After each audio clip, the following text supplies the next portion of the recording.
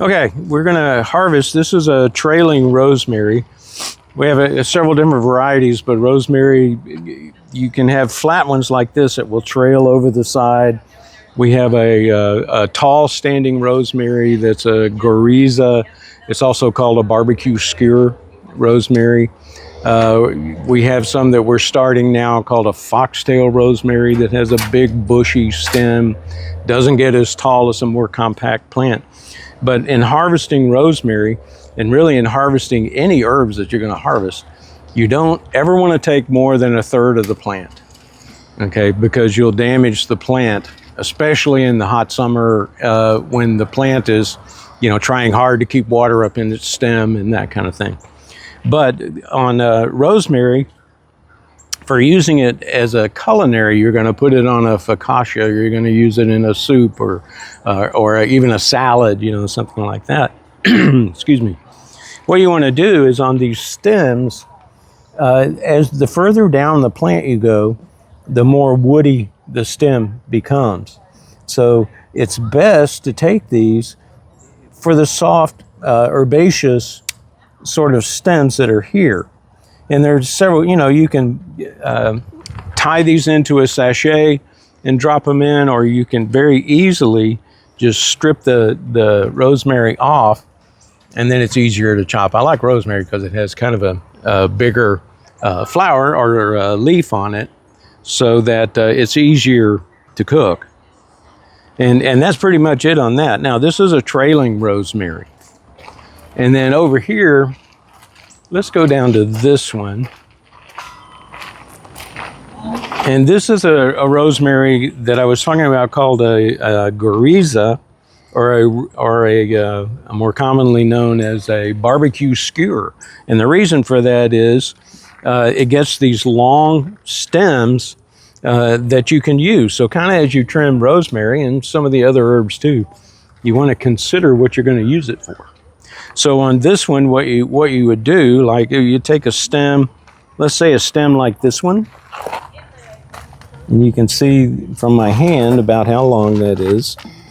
And again, remember that the further down on the plant you go, the more woody the stem becomes. But if you're going to use it as a skewer, you kind of want that.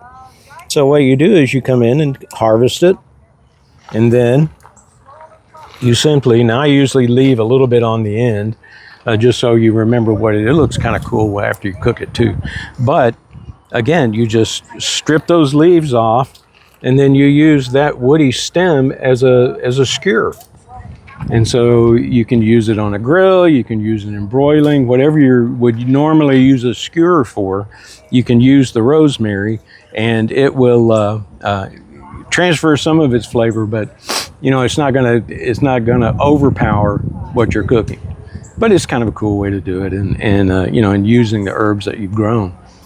And it smells just amazing. Rosemary smells just amazing. Now this is a Genovese basil. It's a globe basil, which is similar. I call it a grocery store basil. It's the kind you would find in the grocery store in the produce section. Very easy to grow. I will tell you on this one, it's a true annual, which means that first freeze, this freezes back to the ground and it will not come back. But it grows very easily from seeds. So when you harvest this one, you want to look at the growth habit of the plant. And you'll notice that you have some branches coming off. Each of these little areas where the leaves come out of the stem is called a node. And so when you're harvesting your basil, you want to clip it right above that node, just like that, at an angle. You clip it at an angle because you don't want water gathering on a flat surface. And then what'll happen is those smaller leaves, and you can see on this one too, these smaller leaves below where I clipped that will spread and it'll cause the plant to bush out. Okay. And so you get more and more from it. Again, the same rule applies. You don't want to take more than a third of the plant at a time. Okay. You want to take just these top sections, top leaves. Okay? All right. Now, this is another basil, and this is called a cardinal basil. And it has these beautiful purple flowers that come up, and you can harvest these for seeds. You can let them go to seed and start your basil for next year from it. And you can also harvest these flowers to eat. So I noticed you let these go to flower, and some of the basils they tell you don't flower. Right. And these you probably do want to let these go to flower, if nothing else for the ornamental value of it. But on this plant, the flower on some basils, you don't want it to flower because it makes the leaves bitter. Okay, but that's easy to control because as soon as those flower buds start coming up, you just trim them off. Right. But with this one, you don't want to do that because you want these beautiful purple flowers, and then you can harvest them the same way. You come down till you can see the node where the leaves are coming out. I'll try to get on my sun here. Yeah, you can see where the leaves are coming out, and you want to clip it at an angle just above that. Okay, and on this one, you have leaves which are very similar, I think, to a Genovese. They're a little more anise or anise flavor, I think, than the grocery store varieties, if you like that. But what you can also do is then trim these flowers, and you can take these little flower petals and use those in a salad to sprinkle over a salad. They have a very, very strong basil flavor, but they're just delicious. So they're beautiful to look at, plus they're good to eat, so you don't get better than that. Let's look at the thyme. This particular variety is called a German winter thyme, and there obviously there's lots of different varieties to choose from. There's Italian and Greek, and this is a German winter, and we do this one because it's a little more tolerant to the weather that we have here. With this variety, it's got winter in the name. It grows really well, but if you have one hard freeze in the winter, it'll fall back, but it'll come back. Okay. Now, if you have a 2021 kind of freeze where it's solidly frozen for a week, it won't come back. Or you'll be lucky if it comes back. I'll say it that way. But this is called a German winter thyme, and again with thyme, it's kind of what are you going to use it for? I like to take the cuttings from around the edges rather than going into the middle of the plant. And again, we want to consider the same thing. We want to look at nodes, and nodes are where the leaves come out of the plant. You want to cut it just below a node, just like that. And then if you want to use these in say a sachet or something like that, you can drop the whole stem into the plant, or you can strip the leaves and chop them. If you're going to use it just to tie it and drop it into a soup or a stew or say a tomato sauce or something, I like to use the longer ones because it's easier to fish the stems out when you're done, and you don't want to serve a hard stem to who's ever eating it. So this is a really hardy plant. This one's been here a couple of years, so it comes back. We had a really mild winter this year, so it comes back year after year after year. It makes a great ground cover. The thyme does. Kind of like oregano, makes a great ground cover. Okay, on the fennel, you notice that we've let this fennel go to seed, and we do that for a number of reasons. This is not a bulb type fennel, so you wouldn't grow a big bulb on the bottom and harvest that for cooking. But we do use the seeds, and we grow new plants, and the the dried fennel seeds are really good, in soups and things like that. But as they're coming out, you get these clusters of soft seeds, and you can harvest those soft seeds. Let me find Here's one right here. Yeah, here we go. You can harvest these softer seeds. I'm just going to clip a couple off, and then eat the soft seeds before they have a chance to dry. And it's like eating licorice candy. It is so soft and so sweet, they're just delicious. Okay, the same kind of rules apply to harvesting oregano. And oregano, again, as you can see from this, makes a really great ground cover. This is a Greek oregano, and I like Greek oregano. It has a little more nutritional value, plus it has a bigger leaf, so it's easier to deal with in the kitchen. It has a great smell, and we grow Greek oregano and Italian oregano both. You know, just it's your personal preference. To me, they don't taste that much different, but you know, if you're a chef or a connoisseur, you know there's a difference. So on these, it's the same thing. You want to go around the outside of the plant. You want to find a good piece. Now, if you're going to chop it up to throw it in a tomato sauce or something of that nature, again, you want to go just above a node where the leaves come out of the stem and clip it at an angle. I take these generally from the outside of the plant, and that causes the inside or the center of the plant to grow better. Okay. Okay, and it's the same thing with this, according to what you're going to do with it. If you're going to use it in a sachet, again, you can tie it up with thyme and basil and those kind of Sounds things. And delicious. it makes it a lot easier to fish out of the sauce at the end, if that's what you want to do. If you just want the flavor but not the texture, and if you're going to tie it up, it also makes it much easier to get the stems out of what you're cooking. And so you can take these as long as, let me find a good long one. And this is what I do at home too. So if I'm going to tie it up, I'm going to take it off, you know, way down here, just like that.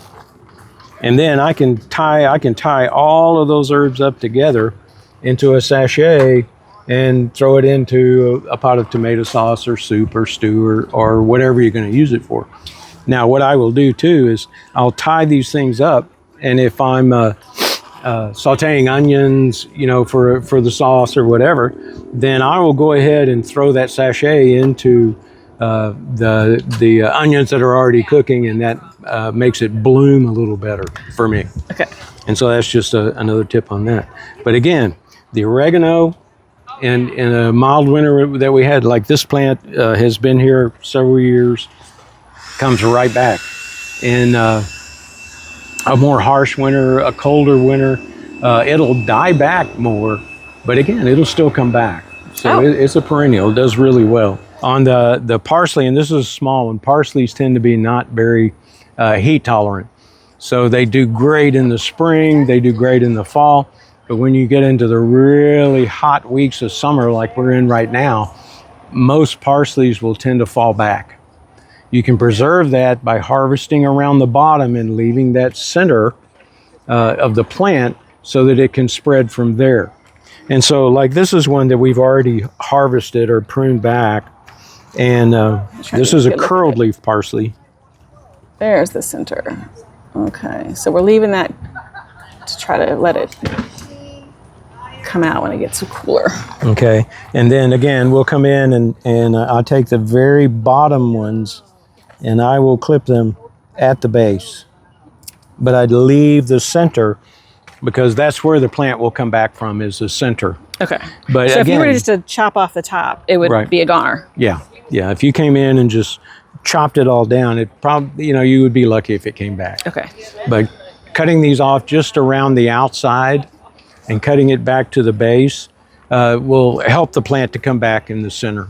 Okay. And that's where you want your main growth from. Okay, this plant is a Mexican mint marigold. It's also called a Mexican tarragon. And in our area, we have a lot of difficulty growing, say, French tarragon, because it really doesn't like our heat and humidity.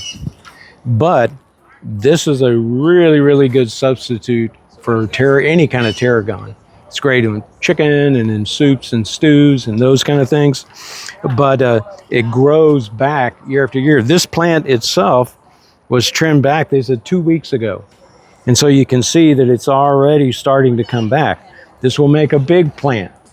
But if you like tarragon, it's a really good example of something that you can grow in our area that thrives. It also has a beautiful little yellow flower on the top that the bees go nuts over.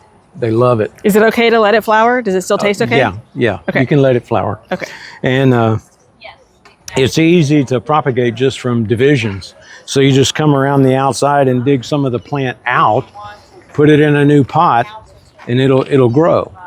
Now, when you're trimming it for cooking, again, you want to find a good node where you've got some already coming out, and again, you just clip it at an angle.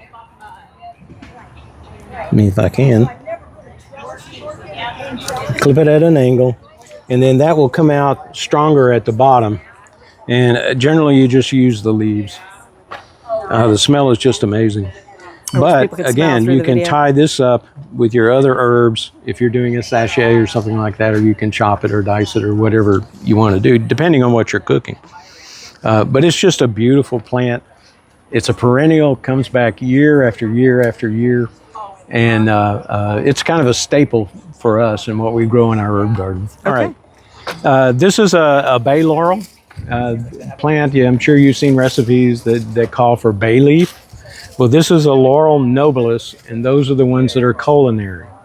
Lots of bay trees, and they will get gigantic. I mean, they're big shade tree kind of trees. This one you can harvest or can prune into a bush like this, but any of these leaves you can use in cooking. And basically what you do, I like to come down a little bit lower. Let me show. And I want to trim that just at the stem, just like that. And usually you use 2 or 3 at the recipe. Oh, you just cut the leaf off, not even the stem. No, just the leaf. Okay. And if the recipe calls for, 2 or 3, or 2 dried bay leaf, use maybe 3 fresh ones. Got it. And again, keep track of how many you put in there because you don't want people munching on a bay laurel leaf. Yeah. And again, remember, this is called a Laurel nobilis, and that's more or less the edible type of bay leaf.